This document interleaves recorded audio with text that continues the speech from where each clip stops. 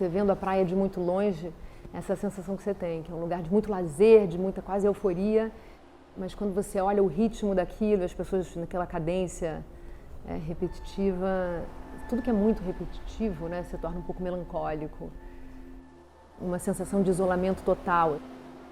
Essa era a minha vista diária, e eu acho que eu olhei muito para isso. Eu acho que tudo que eu acabo olhando muito ao ponto da coisa deixar de ser o que ela é e se misturar comigo, eu acabo achando que isso pode ser um assunto interessante. E isso foi o que aconteceu com essa vista da praia.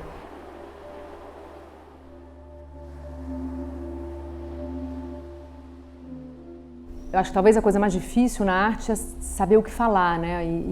E falar sobre outras coisas que não sejam a própria arte. Os materiais da pintura, né? A tela, a tinta, elas têm qualidades inerentes e que eu acho que tem que ser ouvidas. E para você conseguir usufruir o máximo de potencial que aquilo tem para dar, eu acho que tem que se colocar muito à disposição. E no processo você se mistura, né? Você se mistura totalmente, é quase uma copulação assim com a tinta. Ela é muito, tem uma fisicalidade que eu acho que é muito importante e ela acaba funcionando um pouco como um fóssil, né? Porque eu acho que cada pincelada, cada gesto, se você está num estado, né? A emoção que você chega, o que você, a forma como você está lidando com aquele assunto e com o material, isso acaba a pintura servindo a própria pintura e não uma ideia, e uma proposta, uma tese.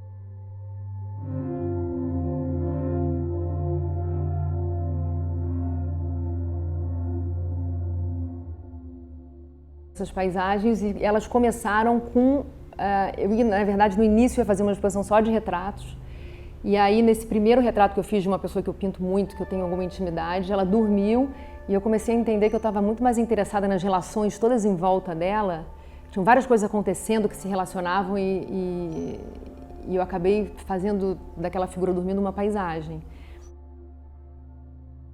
Usando alguns elementos desse meu entorno imediato, mas juntando eles numa lógica que é completamente inconsciente, mas que depois acaba fazendo algum sentido. Aquilo se desdobrou em, sei lá, mais 5 paisagens que tinham a ver com aquela situação dele dormindo ali.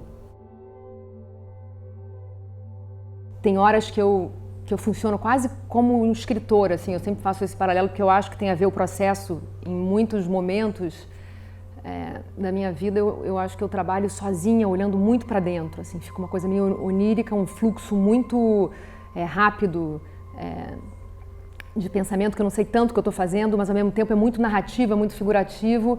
Eu uso muitos objetos cotidianos e que estão no meu... isso eu uso sempre, né? Mesmo quando eu pinto paisagem, acho que tem uma coisa intimista, que são paisagens que estão muito próximas. Coisas em volta de mim, coisas do cotidiano que sobram. Uma flor do jardim, ou na época de caqui, eu só pintei um monte de caqui. E foi, acho que, em muito tempo, um momento que eu consegui olhar muito mais do que pensar. Sabe? Olhar muito mais e pensar muito menos. As coisas que isso gerou foram interessantes.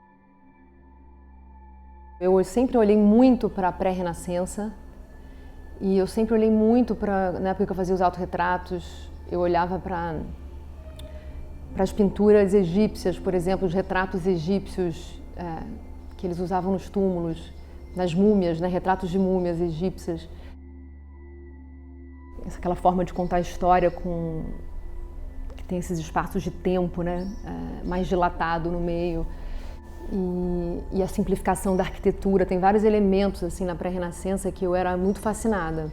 E eu olhava muito para a arte que servia a outra coisa, né? Tipo pré-mercado. Pintura ser uma coisa que, por um lado, é tão pessoal, tão intimista, e como é que aquilo pode servir a uma ideia de profissão, né? Então eu tive muita dificuldade com isso durante um certo tempo. Parei de pintar uma época, fiquei só focada em fotografia, fiz vídeo, mas pintura era a coisa mais importante, mesmo eu tendo interrompido um tempo. E essas plataformas todas me ajudaram a repensar a pintura depois. a certeza de que aquilo era a coisa mais legal que alguém poderia fazer e que eu achava que era por aí mesmo e que a vida ia ser mais legal fazendo isso, acho que veio bem cedo mesmo. Assim, eu tinha realmente clareza de que era o caminho mais interessante, mais esclarecedor e que tinha várias qualidades que eu gostaria de viver ali com aquilo, em contato com aquilo. Tem dias que eu trabalho mais, tem dias que eu trabalho bem menos, tem dias que eu não faço nada e no final faço uma linha, mas precisei daquele dia inteiro para fazer essa linha, e tem dias que é pincel mesmo, mão na massa.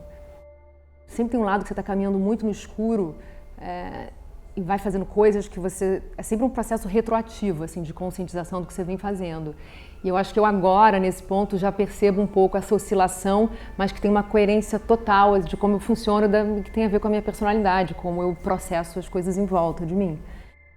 No ano passado eu pintei muito em casa, no início, né, que a gente ficou muito quarentenado, eu pintei em casa o tempo inteiro, foi aí que eu fui insistindo e vi que